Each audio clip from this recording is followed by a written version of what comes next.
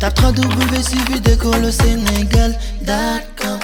À École au Sénégal, c'est facile, tu n'as qu'à te connecter. Tape École au Sénégal, les leçons sont beaucoup. Voilà, chers élèves de Terminal S2, donc je vais vous proposer le dernier exercice donc, sur les fonctions numériques et ce sera donc une lecture graphique. Donc d'habitude, si on avait à étudier une fonction, on nous donnait la fonction, on demandait le domaine de définition, les limites aux bornes, la dérivabilité et la continuité et la dérivabilité en un point donné, etc. jusqu'au tableau de variation pour tracer une courbe. Ici, on nous donne une courbe. Maintenant, on va remonter donc, pour trouver les informations qui ont été souvent demandées plus haut. Ici, on nous dit, donc, soit f une fonction dont CF, sa courbe représentative, est représentée ci compte. Donc, la courbe de CF est représentée en bleu. Déterminer DDF et les limites aux bornes de DDF. Déterminer donc, la limite quand x tend vers moins l'infini de f de x sur x. Certainement, donc, il y avait des branches infinies et la limite de f de x sur x en plus l'infini. Déterminer la limite quand x tend vers moins 2 moins de f de x moins f de moins 2 sur x moins, donc sur x plus 2. Hein. La limite quand x tend vers moins 2 moins de f de x moins f de moins 2 sur x plus 2. Donc c'est la limite du taux, d'où la dérivabilité, l'étude d'une dérivabilité en moins 2 moins. Déterminer donc f' de 3 et f' de 5. Calculer, donc déterminer f' de 0. Donner les solutions de l'équation f de x égale à 0. Maintenant, dans chacun des cas, dans chaque question, on va essayer de répondre en justifiant donc graphiquement. Ici, première question, déterminer le domaine de définition. Regardez la courbe. La courbe est représentée en zone. Ici, donc, la courbe de CF, voilà la courbe de CF. Donc, il y a donc, une coupure ici. Et maintenant, donc, on commence à partir de là jusqu'à plus l'infini. Donc, il y a une coupure donc, au niveau de la droite, x égale à 1. Certainement, donc, cette droite-là représente une asymptote verticale.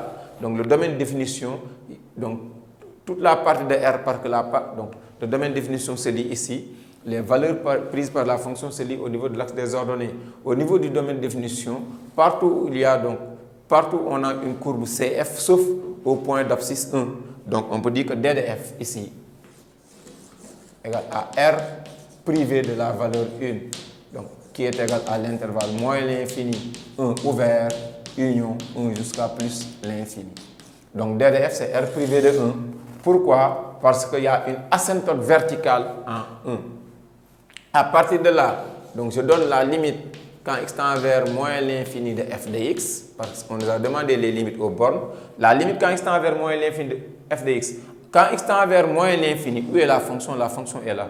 Donc, la fonction est là, donc il n'y a pas de graduation ici. En moins l'infini, la fonction est en moins l'infini. Donc on peut dire que donc, ce point-là n'est pas fixe, mais quand x tend vers moins l'infini, voici la fonction qui tend vers moins l'infini. Donc on peut dire que donc, la limite égale à moins l'infini.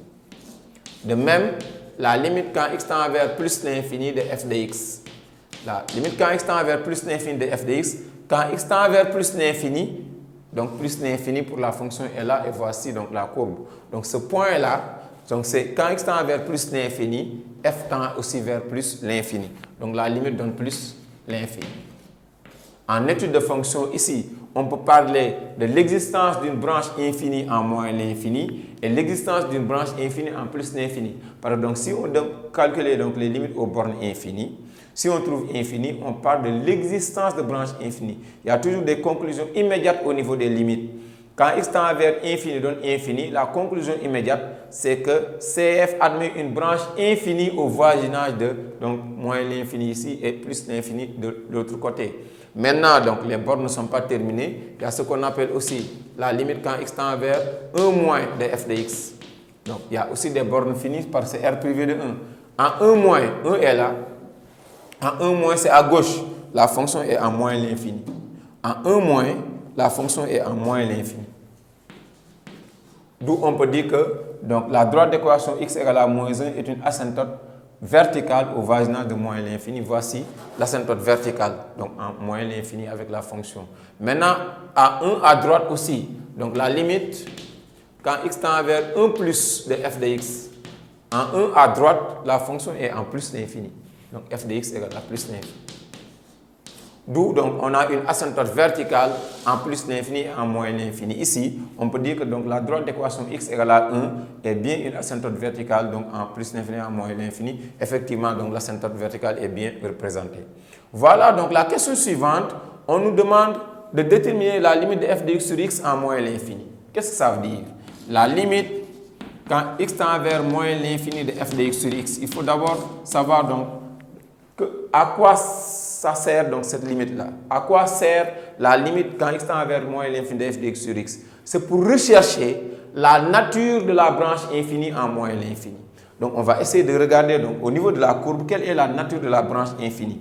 On sait que donc cette branche-là infinie est parallèle donc à une direction OX. Donc ça veut dire que la limite de f de x sur x égale à 0.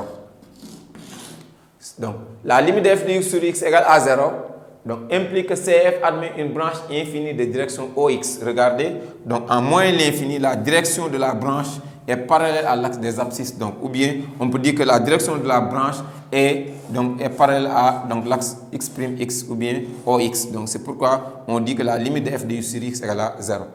De même, la limite quand x tend vers plus l'infini de f de x sur x. On va regarder donc en plus l'infini, quel est le comportement de la courbe. Quand x tend vers plus l'infini, donc la branche est parabolique de direction OY. Donc la branche, elle est là, elle est parallèle à l'axe des Y. Donc on dit quoi? Que donc ici, la limite de f de x sur x donc égale à infini. Ça peut être plus l'infini ou bien moins l'infini, mais je ne vais pas revenir sur le signe. C'est que la branche infinie, la limite quand x tend vers plus l'infini de f de x sur égale à donc infini. Maintenant, cette branche-là a pour direction OY. Qu'on trouve plus l'infini ou bien moins l'infini, la direction de la branche c'est toujours OY. Ici, donc, la limite de f de x sur x, si on trouve plus l'infini ou bien moins l'infini, l'essentiel qu'on trouve infini, effectivement, donc, le signe de cet infini-là donne plus l'infini ou bien moins l'infini, mais la limite de f de x sur x, donc, dès que c'est égal à infini, la nature de la branche est de direction OY. Donc, si la limite de f de x sur x égale à 0, la nature de la branche est de direction OX. Voilà donc les limites quand x tend vers plus l'infini de f de x sur x et la limite quand x tend vers plus l'infini quand x tend vers moins l'infini de f de x sur x. Maintenant l'autre question c'est déterminer la limite quand x tend vers moins 2 moins de f de x moins f de moins 2 sur x plus 2. Limite quand x tend vers moins 2 moins de f de x sur f de moins 2 sur x moins 2, c'est pourquoi on a dit x plus 2. Donc, on va regarder au point d'abscisse moins 2, qu'est-ce qui se passe? Donc, moins 1, moins 2. Au point d'abscisse moins 2, donc on est en moins 2 moins et en moins 2 plus. Moins 2 moins est là, moins 2 plus est de l'autre côté. Maintenant, quand x tend vers moins 2 moins, donc on a bien donc ici, quand x tend vers moins 2 moins, on a ce qu'on appelle donc une demi-tangente donc qui est verticale. Cette limite du taux donne infini. Plus particulièrement plus l'infini parce que donc la direction donc elle est dirigée vers le bas. Maintenant la limite quand x tend vers 2 plus ici donc c'est pas demandé mais on va donner ça aussi. La limite quand x tend vers moins 2 plus de f de x sur f de moins 2 sur x moins 2 qui donne plus 2 égale à donc ici on a ce qu'on appelle une demi-tangente qui est horizontale. Donc la limite du taux donne 0. On parlera de f' à gauche de moins 2. F' à droite de moins 2 égale à 0. Mais là, on ne peut pas parler de f' à gauche parce que la limite tend vers infini, puisque donc la demi-tangente elle est verticale.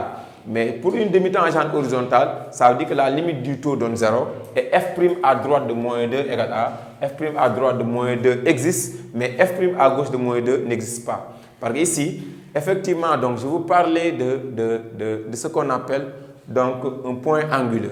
Ici, effectivement, on a un angle droit pourtant, mais la limite quand x tend vers moins 2 plus de f de x moins f de moins 2 sur x plus 2 égale à 0 donne un nombre réel. On parle de f' à droite de moins 2.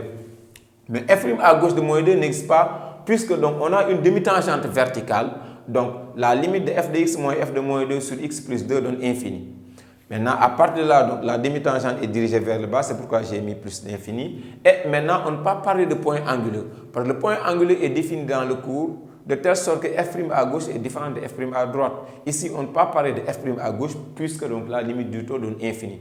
Si bien pourquoi géométriquement, donc, on a un angle, mais le point anguleux qui est donné souvent dans le cours, c'est quand f' à gauche est différent de f' à droite. Ici, on peut parler de f' à droite, mais on ne peut pas parler de f' à gauche parce que donc, la limite du taux donne infini. C'est pourquoi donc, si on nous demande de calculer donc, la limite quand x tend vers f quand x tend vers moins 2 moins, on ne peut parler que la limite du taux, mais à partir de là, la limite en moins 2 plus, donc égale à 0, on peut parler de f' à droite de moins 2 égale à donc 0 parce que donc, la valeur elle est réelle. Voilà, donc on va essayer de continuer pour donner maintenant, pour répondre à la 4e, à la 5e et à la 6e question. Donc on va effacer après pour avoir de la place pour répondre à la 4e, à la 5e et à la 6e question. Mais sachez que c'est seulement une lecture. Donc pour le domaine de définition, partout où il y a une courbe, donc ça fait partie de DDF. C'est cette partie seulement où il n'y a pas de courbe. Il y a une ligne rouge là qui est tracée et qui fait office d'asymptote verticale. C'est pourquoi on a dit que DDF est à R privé de 1. Maintenant, pour les limites, la limite en moins l'infini égale à moins l'infini. La limite en plus l'infini, la courbe est en plus l'infini. La limite en moins 1 moins, c'est égal à moins l'infini. Moins 1 plus, ça donne plus l'infini. C'est pourquoi donc, on a une asymptote verticale. Maintenant, à partir de là, donc, la limite de f de x sur x, c'est pour rechercher donc, la nature de la branche. La branche, elle est parabolique de direction OX en moins l'infini. C'est pourquoi on a dit que c'est égal à 0. Et parabolique de direction OY en plus l'infini. C'est pourquoi on a trouvé donc, plus ou moins l'infini. Ça peut être plus l'infini ou bien moins l'infini, mais elle est parabolique de direction OY. Maintenant, donc, la limite du taux en moins 2 moins 2 est là. En moins 2 moins, on remarque qu'on a dessiné une demi-tangente qui est verticale, donc dirigée vers le bas. Donc, la limite du taux égale à plus l'infini. Maintenant, l'autre demi-tangente à droite de moins 2, elle est horizontale. Ça veut dire que la limite du taux donne 0. Donc, je parle de la limite du taux donc, avec donc, la formule de la limite du nombre dérivé. Donc, pour déterminer le nombre dérivé, donc, on utilise la limite du taux. Donc, la limite du taux, on l'a appelé taux de variation entre x et moins 2. En première. Ici, donc, on l'a appelé, donc, si on trouve un nombre réel, le nombre dérivé. Maintenant, si on ne trouve pas un nombre réel, on ne peut pas parler de nombre dérivé, on dit que le nombre dérivé n'existe pas. Et maintenant, CF admet une demi-tangente qui est verticale. Voilà. Maintenant, à partir de là, donc, on va effacer pour répondre à la 4e question. Voilà, merci.